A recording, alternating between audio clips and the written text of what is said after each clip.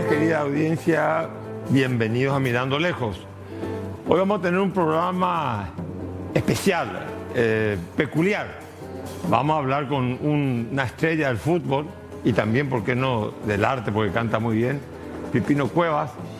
No tanto de fútbol, sino de la vida de un futbolista. Y después vamos a hablar con una doctora que merece todo nuestro respeto, Angélica Zamudio, sobre una patología que afecta a muchos seres humanos, no solamente en el Paraguay, en todo el planeta. Con la doctora Angélica Zamudio vamos a hablar sobre el cáncer y cómo estamos en la situación médica en el Paraguay en el cáncer. Pero antes de todos estos temas, quiero hacer referencia a un tema internacional que no tiene directamente que ver con nosotros, pero sí tiene que ver con nuestro pasado, no inmediato, pero sí con un pasado que nosotros los paraguayos no queremos volver a repetir, y espero que la decisión que tomaron 57 parlamentarios en la República de El Salvador y el presidente Bukele sea un ejemplo que no cunda en todo el continente.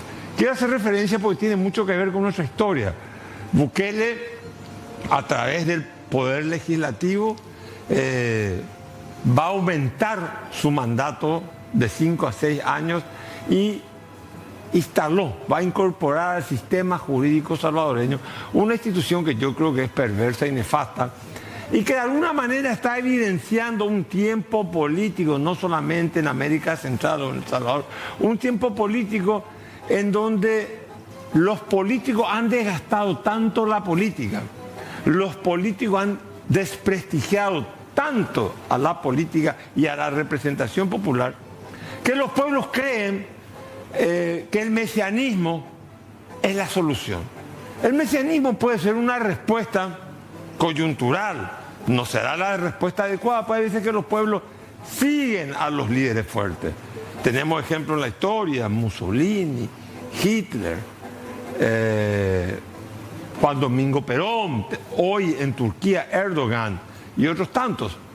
Pero en este caso, y tiene que ver con un ejemplo latinoamericano, un país que está cercano a nosotros y un presidente que ejerce cierta influencia en muchos, por sobre todas las cosas, jóvenes paraguayos que yo escucho el ejemplo de Bukele. El ejemplo de Bukele no puede ser seguido. No existe en ningún lugar del mundo un hombre que sea imprescindible. Aquí estamos en un escenario en donde el mesianismo, el personalismo, le reta, trata de socavar, de eclipsar, de hacer que colapsen las instituciones.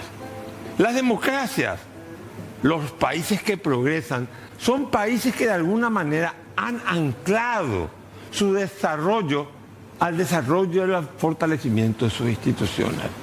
Creo que Bukele se perpetúa en el poder de manera, digamos, sin ningún tipo de límite reelegible. Va a terminar en una fiesta en donde imperará la corrupción, imperará el abuso del derecho e imperará el ejercicio arbitrario del poder. Nosotros tenemos eso. Lo inauguramos lastimosamente con la Constitución de 1940, que ya en la Constitución de 1940 se insinuó, y esos fueron mis correligionarios, los liberales, una suerte de presidencialismo autoritario. Y luego ese presidencialismo con preeminencia del Poder Ejecutivo sobre el Parlamento fue perfeccionado y llevado a la práctica hasta sus últimas consecuencias en la dictadura del general Alfredo Stroessner del 54 al 89. Y por sobre todas las cosas, esta misma reelección que se hizo en el año 1967, una modificación constitucional que permitió que el general Alfredo Stroessner fuera reelegido y terminó, ¿saben qué?, bastardeando el desarrollo institucional del Paraguay. Por eso es que la democracia paraguaya todavía renguea. Por eso es que la democracia paraguaya está llena de corruptela. Por eso es que empezamos con un impulso democrático en 1989 y todo el mundo me dice, los parlamentos de antes eran mejor, la representación política era mejor que lo que hay hoy en día. El personalismo, la concentración del poder, el culto a la persona en detrimento del edificio, la arquitectura institucional, a la larga termina siendo muy perjudicial para los pueblos. Establece situaciones anómalas. Ahora bien, ¿por qué surgen los Bukele? ¿Por qué surgen en Turquía el Erdogan? Digamos, los que son producto de una democracia iliberal. Porque puede ser que sean electos por el pueblo, pero la democracia liberal divide los poderes del Estado y lo concilia con la soberanía popular. Pero estas son democracias iliberales. ¿Por qué? Porque si bien respeta el voto, Bukele se da mayoría, pero sin embargo no respeta la división de los poderes del Estado y el potencial de desarrollar las instituciones, la necesidad de compenetrar la convivencia política con el marco institucional. Nosotros, lastimosamente, nos encontramos también en una suerte de estancamiento y hay que tener mucho cuidado con esto, porque uno nota una decepción, un desencanto, no tanto, sí, también con la democracia, ¿por qué no decirlo? Y también con la representación política. Y eso es abono para los líderes mesiánicos. Los líderes mesiánicos, siempre en la historia, han provocado debacles, han hecho que dentro de una sociedad no solamente sobrevivan, sino que se reproduzcan y vuelvan a tener vida, formas atávicas de convivencia. Por eso es necesario, para evitar que surja el populismo. ¿Qué es el populismo? El populismo muy condenado, el populismo muy descalificado, pero reconozcamos una cosa, el populismo es la respuesta. Cuando la democracia, los gobernantes no pueden dar una respuesta al pueblo, porque no hay salud, porque no hay educación, porque no hay trabajo, porque la gente no se alimenta bien, porque el pueblo está insatisfecho. Entonces surgen líderes populistas con propuestas mesiánicas, tratando de poner orden y eliminando la libertad, tratando de establecer una suerte de justicia social y provocando una gran asimetría. O sea, en los regímenes políticos mesiánicos unipersonales se producen unas grandes diferenciaciones sociales. ¿Por qué? Porque la política se acantona en el poder político y el privilegio también. Entonces se establece una jerarquía de privilegiados y hay una sociedad simétrica en donde el que está acantonado en el poder político goza de todos los privilegios. Y sin embargo, los que están excluidos, los que están afuera, son los perseguidos, los que no gozan de ningún privilegio. ¿Por qué traigo a colación lo de Bukele? No solamente por su deseo de perpetuarse en el poder, sino porque Bukele evidencia, es la prueba palpable de una democracia, la salvadoreña, que no ha podido dar respuesta a su pueblo. Y eso no está pasando en el Paraguay. La democracia, la representación política, la burocracia, la administración pública paraguaya no es capaz de atender la salud pública, la educación, la seguridad, el trabajo, el empleo. Por eso creo que nos sirva Bukele no para seguir su ejemplo, sino como reflexión, como la piedra angular de un pensamiento democrático que nos diga, enmendemos los errores de hoy en día, porque mañana podemos tener un líder mesiánico de la extrema derecha o de la extrema izquierda. Y en ambos casos, de extrema derecha o de extrema izquierda, un país no crece con liderazgos mesiánicos que terminan privilegiando a un grupo oligárquico de chupamedias y de gente que se ubica cerca del poder político para poder usufructuar los privilegios. Es mejor la democracia, mejoremos la democracia, profundicemos la democracia, transparentámosla, no adjudiquemos, pero mejoremos también la calidad de la política. Con esta política nosotros hoy estamos comprometiendo el futuro y el horizonte de nosotros y de nuestros hijos. Enseguida con Pipino Cuevas.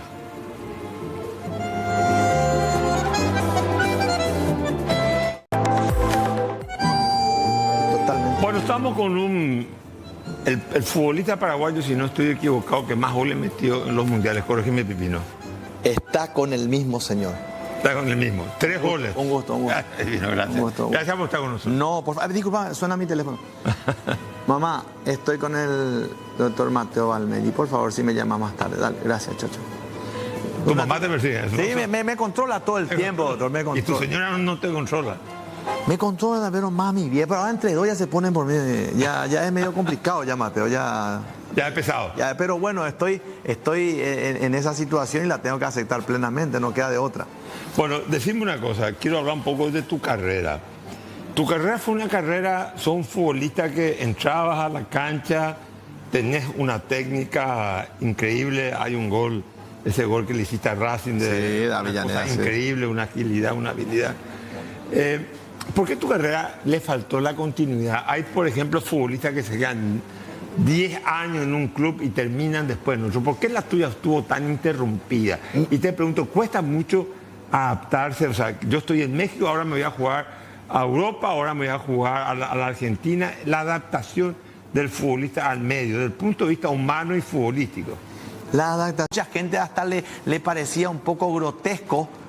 ¿Por qué no todo? Y bueno, yo era así, mi esencia era divertirme dentro del campo de juego. Entraba y encaraba y le chuleaba a todo el mundo. Eso era mi esencia.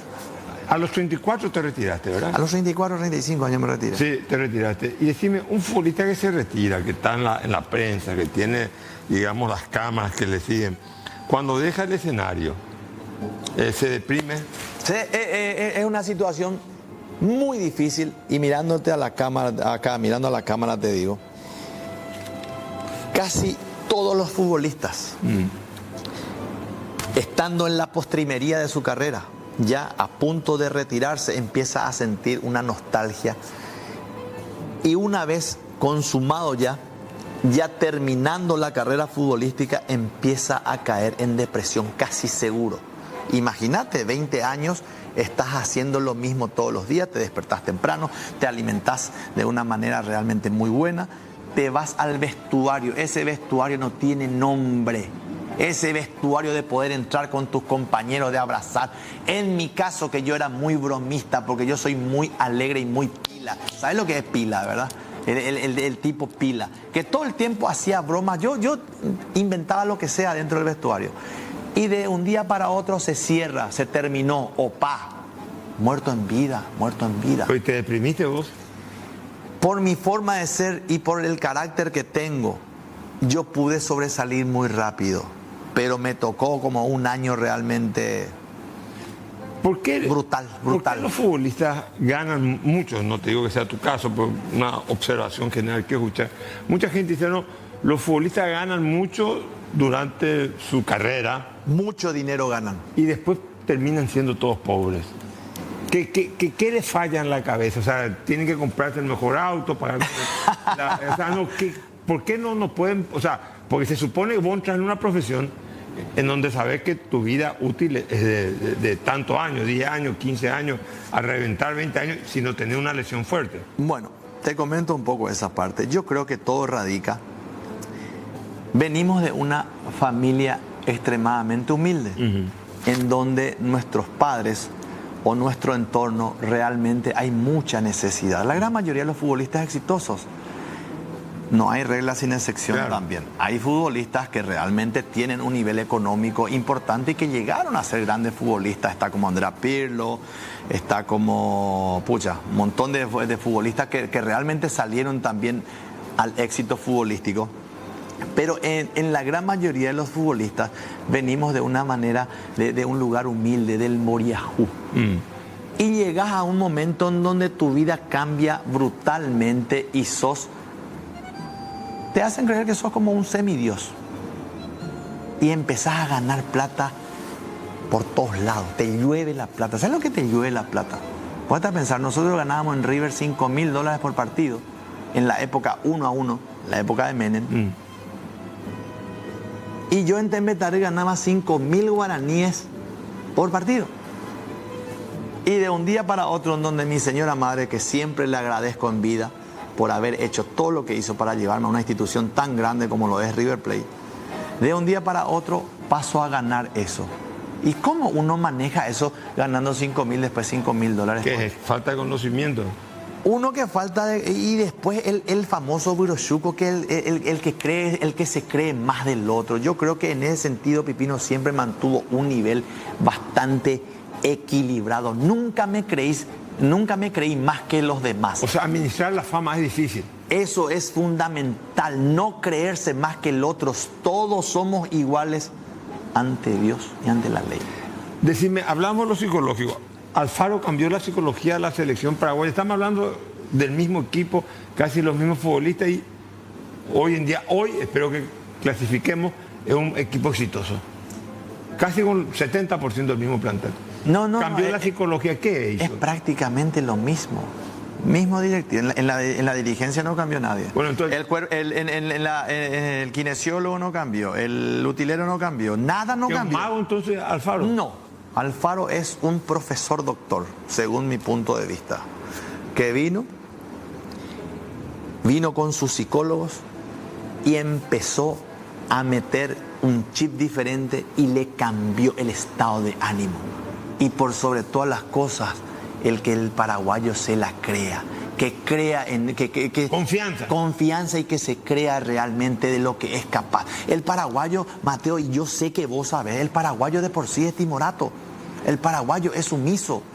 Hasta que él se la crea y que realmente empiece a entender de que realmente puede.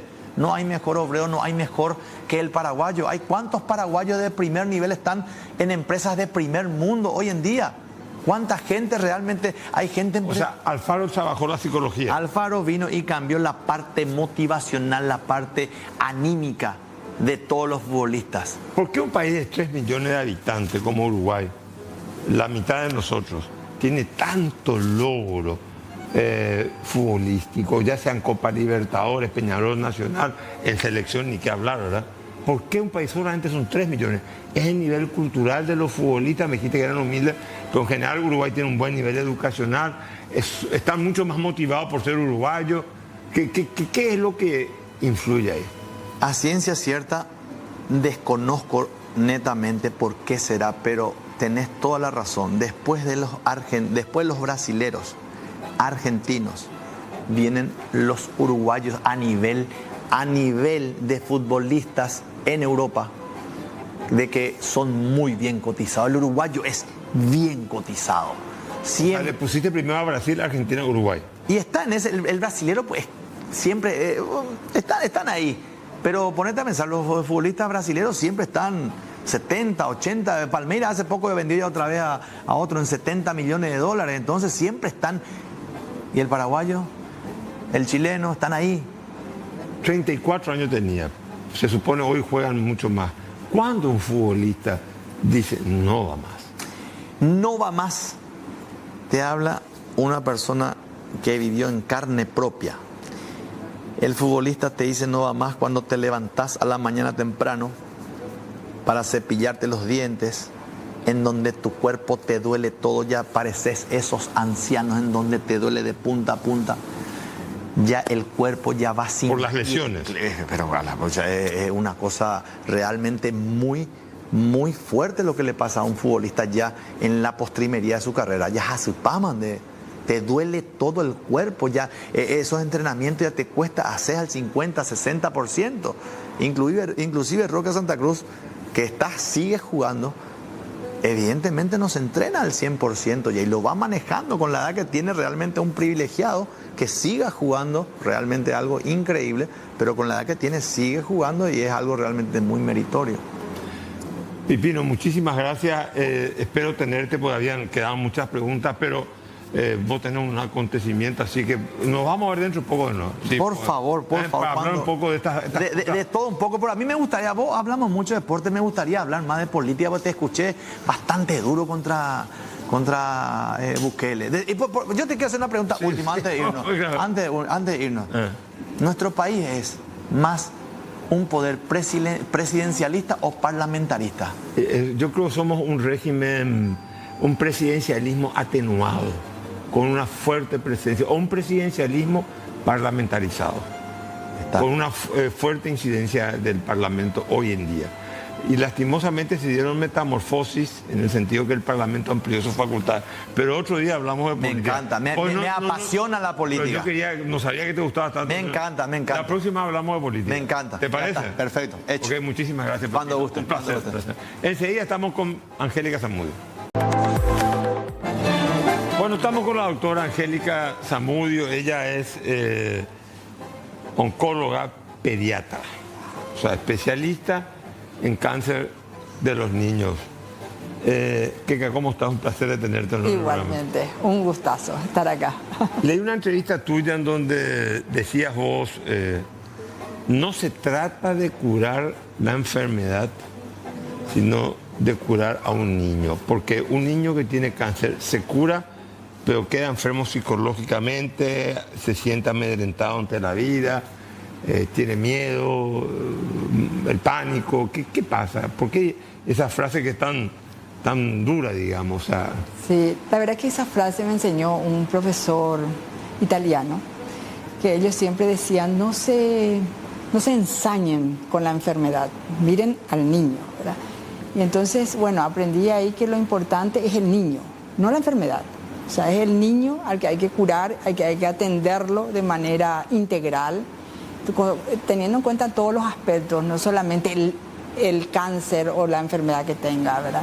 Sino su familia, la parte social, dónde vive, cómo vive, la parte educativa que tiene que seguir sus estudios, no se puede abandonar, el apoyo psicosocial que se le tiene que dar, ¿verdad?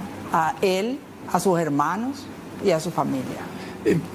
Bueno, el cáncer es una enfermedad horrible en todos los casos, pero en un niño tiene que despertar en el médico una mayor piedad, una actitud, digamos, pues es un niño, un niño, una vida Claro. que se inicia. O sea, ¿cómo tratar con niños con cáncer? Ha de ser muy doloroso, Pavo. El cáncer es una realidad muy desafiante para todos los médicos que estamos, porque nosotros pensamos que nuestro objetivo es curar al niño, o sea, o curar al niño y a su familia. No pensamos nunca que vamos a perder un paciente, sino siempre pensamos que tenemos que hacer lo mejor posible y tener toda la tecnología, todo el conocimiento, toda la ciencia también y todo el amor, ¿verdad?, que necesita ese niño para sobrevivir esa etapa dura, porque es una etapa dura tanto para el niño como para su familia, y llegar a su curación. O sea, a ver, dijiste amor. El tratamiento oncológico, o sea, la lucha del cáncer en un niño despierta cierto amor, cierta mayor empatía que, digamos, que un mayor que uno dice, bueno, ya tiene la vida hecha, ya vivió. Te pregunto, por parte del médico, ¿son sensibilidades diferentes o es la misma sensibilidad? Bueno, los pediatras somos medios especiales, ¿verdad? Siempre el que hace pediatría tiene más tendencia a hacer con más dedicación y más amor que el médico de adulto, que tiene otra manera de encarar el tratamiento de un adulto, ¿verdad?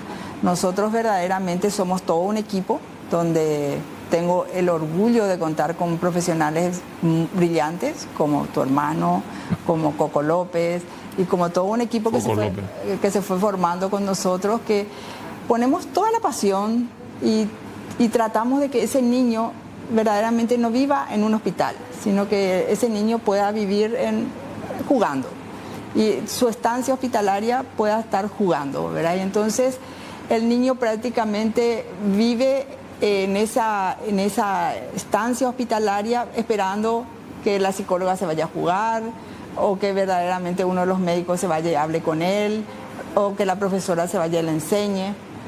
O sea, que no vive hospitalizado completamente. Decime, el abandono. El abandono. Leí unas entrevistas de unas declaraciones. Antes, los niños que hacían una terapia contra el cáncer, no los niños, o sea, por circunstancias, me imagino, familiares, hacían que los niños desertaran de esa terapia. ¿Hoy cómo es?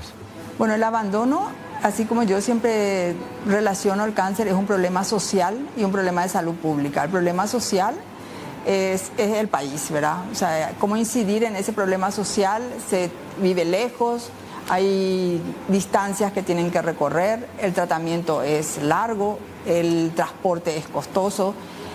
Y si nosotros en ese entonces no teníamos muchos recursos para solventar en cuanto al tratamiento, medicamentos o quimioterapia y así antibióticos, se le daba una receta.